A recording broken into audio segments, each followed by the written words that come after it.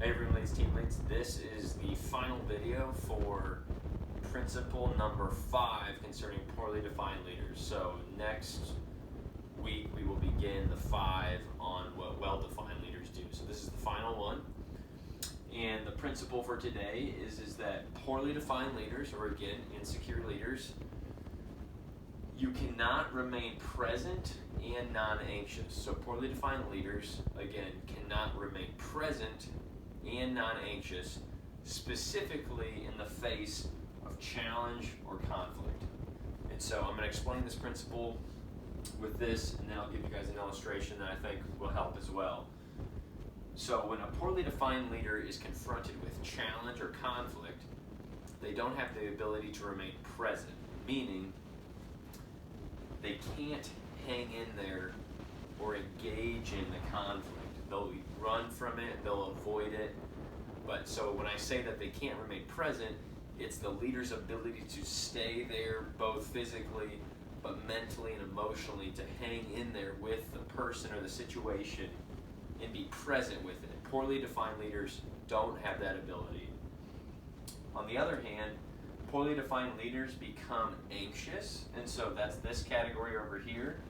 And under the category of anxious, think about words like they become angry, defensive, anxious, or they take things personally. That's just a few of the things that when I say that they cannot remain non-anxious is that when poorly defined leaders are faced with challenge or conflict, they get angry, they become defensive, they interpret everything as a personal attack.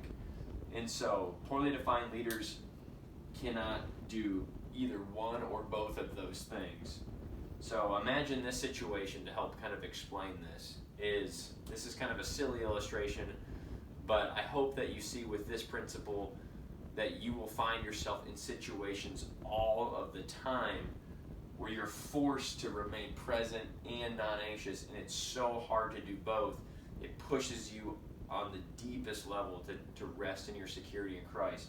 And so imagine this example that this is you, and let's say that you've been considering buying a Google Home.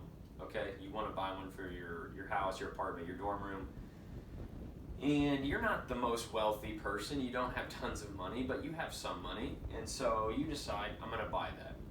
And your best friend, let's say, they come over the following day, and they know you, they know your situation, your financial situation, and so they ask you a simple question: do you think buying that Google Home was a wise decision? Now, your friend isn't attacking you. Let's say they ask in a pretty nice way. But you are forced in this situation how you are going to respond. And poorly defined leaders would respond like this. They would either, one, not be present, meaning in this situation they would kind of deflect the question, they would almost pretend that their friend didn't ask it, or they would kind of laugh it off. They would avoid dealing with really what their friend was asking them. So that's one option. The second option is that they could become anxious, that they won't remain non-anxious, that you would respond with in anger, that you could kind of attack your friend and say, why would you ever say that to me? You don't think that I'm smart with my money? You don't think that I don't care? That I know that I'm on a budget and I'm trying to do this and I'm working hard? Or they would get really anxious and fearful and think that their friend hates them. They could interpret their friend's statement as a personal attack and as a lack of trust. Do you see what I'm saying? Is that the poorly defined leader takes either this option, that option, or both of those options. And so imagine this situation, and then you can kind of play out so many other examples. And so work through that on your workshop. But that's principle number 5, that poorly defined leaders cannot remain present and non-anxious.